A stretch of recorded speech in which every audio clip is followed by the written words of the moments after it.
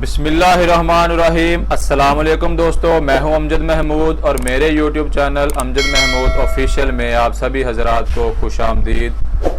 दोस्तों, हम Microsoft word के अंदर आज हमारा लेक्चर नंबर 14 है और हम माइक्रोसॉफ्ट वर्ड के अंदर टेबल को पढ़ रहे हैं और टेबल के अंदर हम टेबल का लेआउट इस्तेमाल करना पढ़ रहे हैं। और लेआउट टैब के अंदर आज हम पढ़ेंगे सेल साइज़ को। माइक्रोसॉफ्ट वर्ड के अंदर किसी भी टेबल के सेल को, टेबल्स की रो को और टेबल के कॉलम के साइज़ को किस तरीके से और किन किन तरीक़ों से एडजस्ट किया जा सकता है। माइक्रोसॉफ्ट वर्ड के अंदर ये हमारे पास सेल के साइज़ को फिक्स करने के लिए ऑप्शंस हैं। इन ऑप्शंस को हम इंशाल्लाह ताला डिस्कस करते हैं कि इनको इस्तेमाल करके हम इनसे क्या क्या काम ले सकते हैं। तो सबसे पहले ऑटो फिट की ऑप्शन है। ऑटो फिट के अंदर हमारे पास तीन ऑप्शन आ रही हैं: auto fit with contents, auto fit with Windows और फिक्स कॉलम विड्थ। आप इस ऑप्शंस को किस तरीके से इस्तेमाल कर सकते हैं। तो सबसे पहले ऑटो फिट टू कंटेंट है। ऑटो फिट कंटेंट के ऊपर अगर मैं क्लिक करूं इस टेबल को सिलेक्ट करने के बाद, तो देखें आपके टेक्स्ट के साइज़ के हिसाब से आपके टेबल्स के कॉलम्स और रोज के साइज़ को एडजस्ट कर दिया गया। जितनी स्पेस आपके कंटेंट को रिक्वायर्ड थी उतनी स्पेस देकर आपके टेबल के साइज़ को छोटा कर दिया गया। दोबारा से कंट्रोल जी करते हैं। उसके बाद दूसरी ऑप्शन के अंदर है ऑटो फिट विंडो है। तो ऑटो फिट विंडो की जो ऑप्शन है इसको इस्तेमाल करेंगे तो इससे क्या होगा, जितना आपके पेपर का साइज़ होगा उसके साइज़ के मुताबिक आपके टेबल के साइज़ को एडजस्ट कर दिया जाएगा। ऑटो फिट विद विंडो की ऑप्शन आपके विंडो के साइज़ के मुताबिक इसको फिक्स कर दिया जाता है। इसके लिए ऑटो फिट विद विंडो की ऑप्शन इस्तेमाल की जाती है। कंट्रोल जी करते हैं तो ये देखिए हमारे पास पहले ये ऑप्शन थी। उसके बाद हमारे पास ऑटो फिक्स कॉलम विड्थ है। फिक्स कॉलम विड्थ की ऑप्शन इस मकसद के लिए इस्तेमाल की जा सकती है कि आपने अगर कोई मखसूस विड्थ रखी है, मखसूस अगर आपने कोई चौड़ाई है और वही आप बार बार इस्तेमाल करते हो जो आपने इसके अंदर ऐड की हुई है, तो इस ऑप्शन को इस्तेमाल करने के लिए जैसे क्लिक करेंगे तो जितनी आपने इसके अंदर फिक्स विड्थ रखी होगी उतनी लंबाई और चौड़ाई के हिसाब से आपके कॉलम को फिक्स कर दिया जाएगा।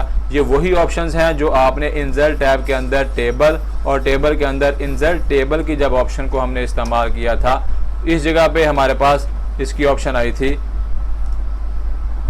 इंसर्ट के अंदर टेबल और इंसर्ट टेबल के अंदर जब हमने क्लिक किया तो ये देखें ये वही ऑप्शन है, fix column width, auto fit to content और ऑटो फिट टू विंडो। और इधर भी हमारे पास वही ऑप्शन है जो हमने इस जगह पे इस्तेमाल की। तो इधर आपने जो वैल्यू फिक्स की होगी उसी वैल्यू के मुताबिक आप उधर से उसको इस्तेमाल कर सकते हो इस ऑप्शन के अंदर आके, फिक्स कॉलम विड्थ। उसके बाद हमारे पास हाइट है। आप रो की हाइट को इधर से कम या ज़्यादा कर सकते हो। ये देखें इस टाइम मुझे बता रहा है कि मेरी इस वाली रो की हाइट ये है। अगर मैं कर्सर इस रो के अंदर लेके आता हूँ तो देखें मुझे बता रहा है कि इस वाली रो की हाइट इतनी है, उसके बाद इस वाली रो की हाइट इतनी है, इस वाले की इतनी है और इस वाली रो की हाइट इतनी है। तो आप इधर से अपनी रो की हाइट को कम या ज़्यादा भी कर सकते हैं। मैं इस रो के अंदर अगर अपना कर्सर रखता हूँ और मैं इधर से इसके साइज़ को बढ़ाता हूँ तो ये देखें मेरी इस रो के साइज़ को बढ़ाया जा रहा है और मैं इधर से इसके साइज़ को कम भी कर सकता हूँ। इस तरीके से आप पूरे कॉलम को सिलेक्ट कर कोई मखसूस आपके रो की हाइट है तो आप पूरे कॉलम को सिलेक्ट करके अपनी तमाम रो की हाइट्स को उसके मुताबिक एडजस्ट कर सकते हो। उसके बाद हमारे पास आपके कॉलम की चौड़ाई है। तो इस ऑप्शन को इस्तेमाल करके आप कॉलम्स की चौड़ाई को सेट कर सकते हो। इस टाइम ये मुझे बता रहा है कि आपके इस कॉलम की चौड़ाई इतनी है। अगर इस कॉलम के अंदर मैं कर्सर लेके आऊँगा तो देखें इसकी चौड़ाई इतनी है, इसकी चौड़ाई इतनी है और इस कॉलम की चौड़ाई आपके पास इस हिसाब से है। तो ये आप कॉलम की चौड़ाई को भी इधर से एडजस्ट कर सकते हो। जिस कॉलम की चौड़ाई मुझे ज़्यादा चाहिए मैं उस जगह पे क्लिक करूँगा और इधर से देखिए मेरे कॉलम की चौड़ाई ज़्यादा है तो मैं इसको कम करता हूँ। तो इस तरीके से आप कॉलम की चौड़ाई को कम कर सकते हो। किसी कॉलम की चौड़ाई आपने ज़्यादा करनी है तो आप इस ऑप्शन को इस्तेमाल करके कॉलम की चौड़ाई को ज़्यादा भी कर सकते हो।